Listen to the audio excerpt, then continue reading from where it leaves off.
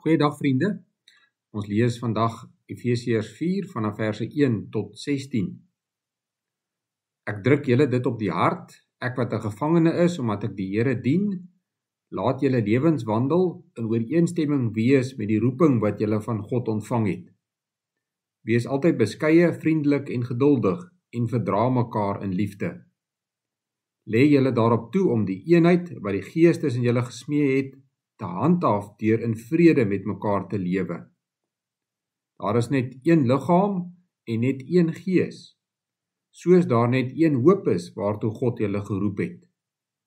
Daar is net een Here, een geloof, een doop, een God en Vader van almal, hy wat oor almal is, deur almal werk en in almal woon. Aan elkeen van ons is 'n genadegawe gegee volgens die mate waarin Christus die gawes uitgedeel het.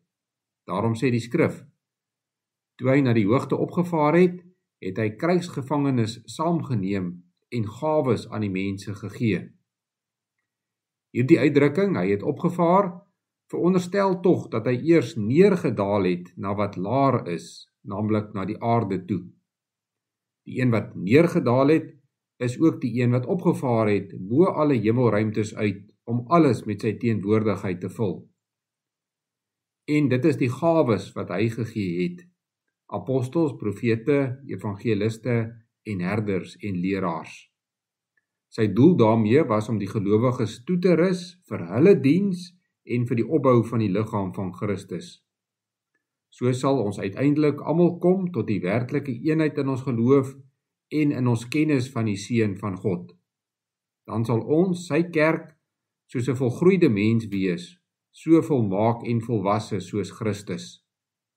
Dan sal ons nie meer kinders wees nie, ons sal nie meer soos golwe op en af en heen en weer geslinger word deur elke wind van dwaalleer, as vals leraars ons met hulle slinksheid en listigheid op dwaalweë wil wegvoer nie. Nee, ons sal in liefde by die waarheid bly en so in alle opsigte groei na Christus toe. Hy is immers die hoof en uit hom groei die hele liggaam. Die verskillende liggaamsdele pas by mekaar en vorm same eenheid. Elkeen van hulle vervul sy funksie en so bou die liggaam homself op in liefde. Dit was Efesiërs 4 verse 1 tot 16 uit die woord van die Here. Ons bely, ek glo aan 'n heilige algemene Christelike kerk, die gemeenskap van die heiliges. Dit beteken dat ons glo dat alle gelowiges op alle plekke en deur al die eeue deel is van die kerk.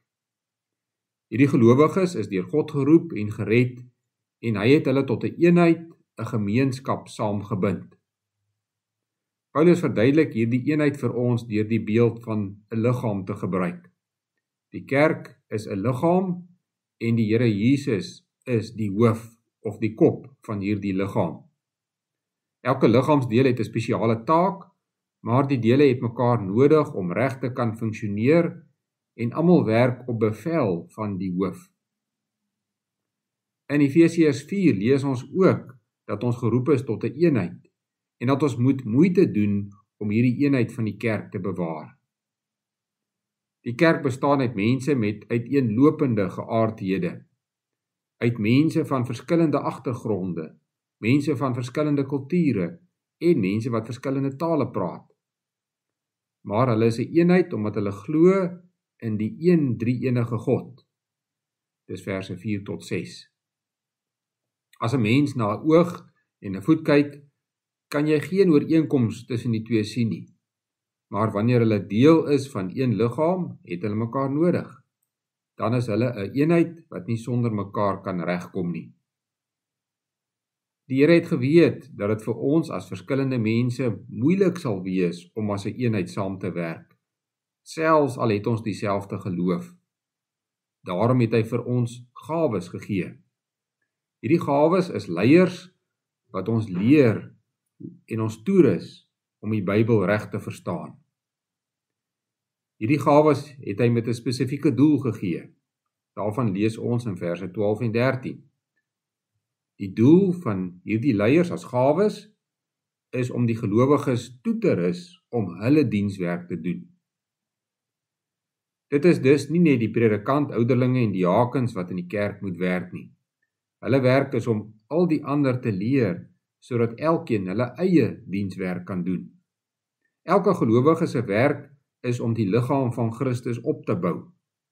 Elke gelowige moet die Bybel ken en dit toepas in sy eie lewe. Elke gelowige moet sy medegelowiges help en ondersteun. Elke gelowige moet die evangelie verkondig in sy of haar konteks. Hoekom? Want ons is een liggaam wat saam moet groei. Ons moet groei om meer en meer op te tree soos ons hoof, Jesus Christus. Almal moet werk om saam te groei. Hoe sal 'n mens lyk met een groot oog en een groot hand, maar die res is klein?